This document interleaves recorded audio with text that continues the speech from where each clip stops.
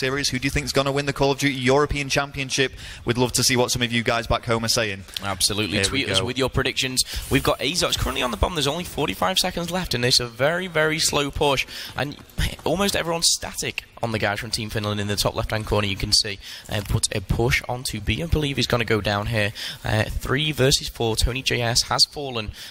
Currently 0 and 2. He really needs to step this up, making it 3-3. GefKid goes down from the eyes of Maxi. Well, there's less than 20. Oh, there's just about 20 seconds left on the clock now. So Hypergames need to do something. They are the aggressors. They are on the attack, and they're going to have to go for the bomb plant. Team Finland will know this as Beats left all on his own. He gets shut down, and Hypergames fighting their way back into this search and destroy. Absolutely, that was really well played from them. I mean, they did leave it kind of to the last minute, if you like, but they tie it up 1-1. Maxi currently 4-1. He knows the score right now, and he's bringing his A game to this Detroit search and destroy, which I like to see, and obviously, hopefully, leading his team to a victory.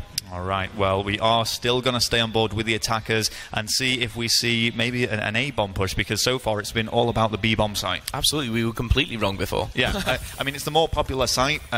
It's more open, it's easier to reach, but it's more heavily defended, so you have to weigh up the pros and cons. Yeah, and as you can see, the guys from Finland here making a very fast, strong push, again, to this B-bomb site. And it looks like the Hypergames, there's one player, I believe it's Tony JS, which is ready for them. How's this going to go down? I'm not too sure. Tony does take the first kill. However, Beats is not going to answer back. That's a huge two-piece from Tony. Yeah, and finally gets shut down there by Junaz. Junaz just holding fast here in the central Atlas cube, hoping that someone is just going to reveal their location so that he can make the most of it. Unfortunately, he's going to have to push out, and he does get shut down. We are seeing the French fighting their way back into this now and leveling things up, or taking the lead here and making it 2-1. Yeah, that was a 1 versus 3 was left in not the best of positions for Junaz to do. I mean, the game just beforehand, we saw some incredible 1 versus 3 clutches. I think it was at 5-5, the guys from Germany on Fab. I'm hoping to see some clutches on this. I would like to see that. But, you know, I like the way, obviously, people, you know, the French there, they were kind of just shutting him down. Maxi, again, 5-1. There's nothing more that he can do right now. And he's currently 2-1 in the search and destroy. Only 4 rounds away from taking this and leveling up the series. Well, it's the more conventional A push that we're going to be seeing from Hypergames. And Tony JS just being very, very cautious. It is obviously going to be defended from some point. He's just got to find the enemy player, really using those grenades to the best of his ability, as the bomb plant is going to go down. Yeah, just watching over his teammate here. Azox is going to get the bomb down, and how they react to this, it is 4 versus 4 right now. Everyone is still alive with only 40 seconds on the clock left now. Someone needs to make a move, and it looks like there's so many players in a small proximity there. ID's just on top of this building, going to get taken down. Tony with 1 and 2. Again, that is back-to-back 2 pieces from Tony, round after round. Yeah, and Hypergames take it. It's really unusual to actually see a bomb plant go down and all the players still be alive in the game. So great work there. You know, we've got to really comment on the defensive work of Team Finland. They should be having eyes on the bomb site at some point. They shouldn't just be allowing a free bomb plant like that. Yeah, that was Tony and Vezio both with a double kill, which kind of shut them down and obviously got them the victory in that round. We're going to be going into round number 5. Again, on the attacking team, we're going to jump on board with... Who do you want to go on with, Real? I want to see what's going on with GefKid. I want to see what he can do here with this ASM-1. And no surprises then, going for the route that they've gone for every single time. GefKid, though, does have that thermal Morse. Yeah, he's using the overkill, obviously, ability to have those 2 guns available to him. This ASM-1, obviously, you know, it was brought into the game quite late. It's very, very powerful up close. However, he's got that long-range weapon, and he does see one. Can he take a pick? He's not going to make the shot and reveal his location. However, he's jumping around and just going to sneak through mid-map and not going to get past Azox. Now a 2 versus 3 for Beat and Junaz. Yeah, Beat's currently the bomb carrier here, going for the challenge. And it's going to be Junaz who needs to pick up this kill. Oh my goodness, he needs to make it. There we go. Azox really could have got a big turn on.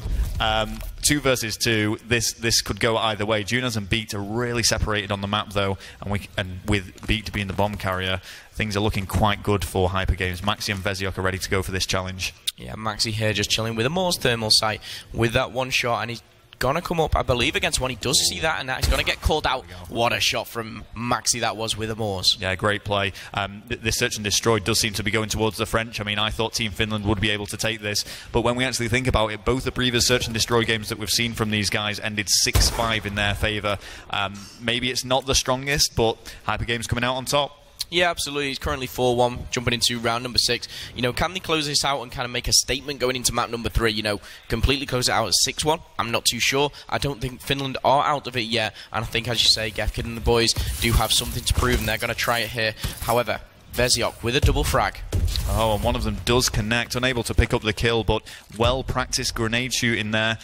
Veziok just holding back a little bit now, as is the bomb carrier, and we can see Tony JS in the most advanced position from Hypergames, just getting his grenades into green, trying to clear it out, and he is going to get taken down as Junaz and Gefkid pick up 2. Yeah, both with sniper rifles as well there, so using that overkill, as I said, that's a 2 versus 4. This is a hard and tough ask for Maxi and Veziok to do anything from this.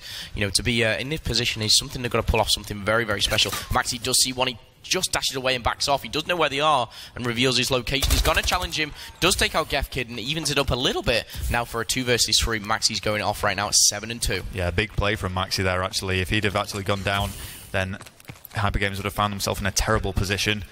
They're trying to pull off this 2 versus 4.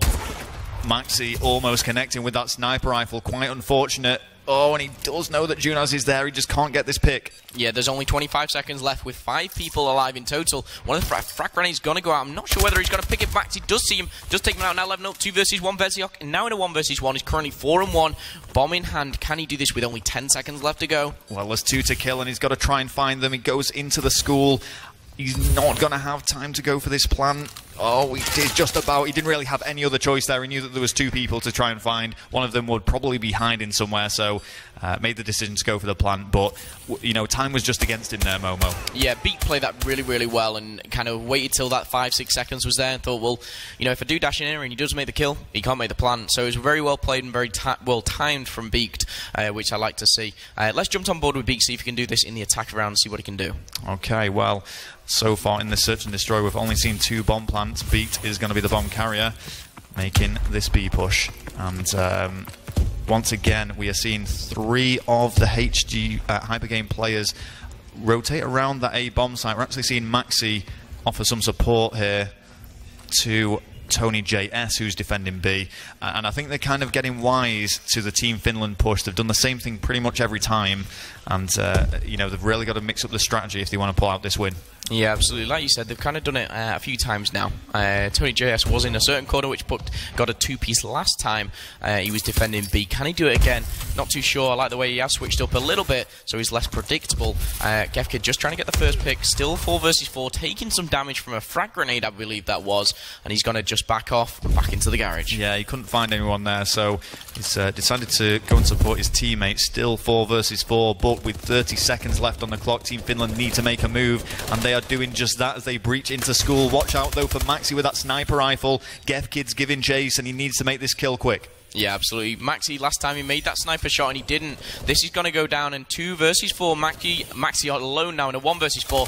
Lot to ask. He does take out and make the first kill. Pulls out the sniper rifle and needs to reload. This is such a big ask for Maxi right now. Oh, and he's just got to go for the challenge. Everything is going against him here. He might have been able to pick up that kill, but there was just too many people to deal with as Team Finland get around under their belt and try and get back into this search and destroy. Yeah, making a little bit of a comeback here, which is exactly what they needed. And this has got to go down to the wire with these guys. I mean, their last search and destroys weren't convincing wins.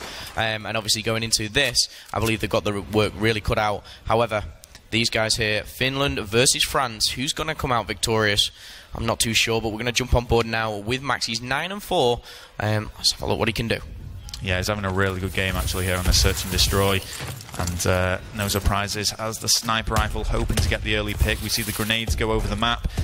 Don't connect with anybody though. All 4 players still alive on either team. Yeah, I like the way they kind of just all dashed down mid-map. They didn't really have kind of much of a strategy, or maybe that's what it was. A few kills go down. It's now 3 versus 3. Tony JS has taken some damage. Just not going to take a little bit of cover. What is interesting is the guys from Finland, even though they're on the defense, they're making the flank, and that's what I like to see. Still with Tony here, does manage to connect with some bullets. Bal 27, the most popular assault rifle that's used in competitive play. Fully automatic, but Tony's just finding himself in a difficult position here. He's almost pincered in by the opposing team. Yeah, the guys from Finland have flanked round, but it's something that the Hypergames are, you know, they know what's happening, but they're finding out exactly what they need to do. 2 kills do go down, 1 apiece, and that is now a 2 versus 2. Tony JS, Azox versus Junaz and Gefkid. Okay, well, getting on board with the bomb carrier now, it is going to be Azox, and it's probably going to be the most delayed A push that we see so far this game. That's a big kill from Junaz to take down Tony JS. Azox is left all on his own in a 1 versus 2. He's going to have to make a decision to go for these kills or go for the bomb plant. He does come head to head, and that's some great tactical work from Junaz and Gefkid, just trying to evade him and run that time down. Absolutely, both taking damage and both just kind of darting away. As you say, tactical play from them. With only 6 seconds left, he can get this planted. Exactly the same as what we saw last time. I said it was very well timed from the guys at Team Finland, and they've done the same again. You know, they've waited to the certain time where they know they're separated, he can't make both kills, dashes in, kills the bomb planner, and that's really well played. And leveling up now, I believe, at 4-4. Yeah, I love what Gefkid did there. He was taking damage, and he could have gone for the challenge and tried to pick up the kill, but they're playing to win. They're not playing to improve the kill-death ratios or anything like that. Gefkid just evaded him, made sure that that time ticked away to a point where there was absolutely nothing that Hypergames could do. Absolutely. Round number 9, Gefkid on the attack right now. One thing that I have seen is Gefkid using kind of the same loadout. He's using this ASM-1. I believe he probably has an overkill sniper on ready for any long picks that he can make. There it is. And he's going to pull that out, and he's going to try and take out one when no one is going to be in sight. I mean, if nothing else, he's doing some recon work for his team. He knows that there's nobody mid-street. It's actually allowed him to make this side push.